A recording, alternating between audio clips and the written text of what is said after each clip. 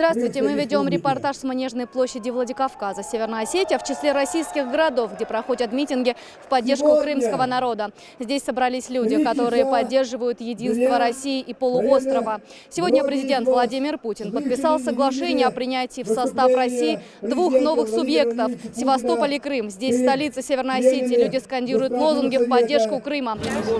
Республиканский физико-математический лицей за присоединение Крыма к России! Ура!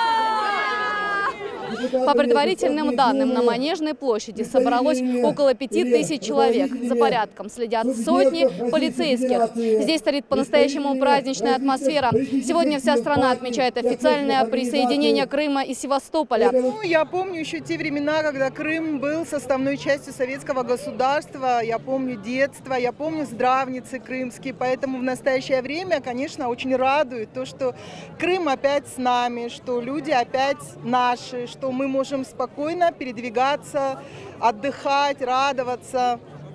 Я напомню, что в Северной Осетии за последние несколько дней это уже второй крупномасштабный митинг. В прошлую пятницу на Театральной площади в поддержку крымчан собралось порядка 10 000 человек. Крым уже получил из Владикавказа 2 фуры с гуманитарной помощью.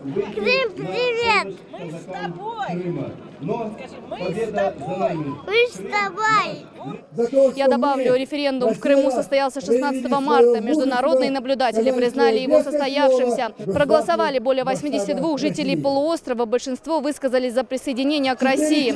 Аналогично думают и жители нашей страны. Для российского народа присоединение Крыма и Севастополя по-настоящему историческое событие. Елена Черенкова, Азамат Шившев, Шалва Домбаев, Осетия ТВ.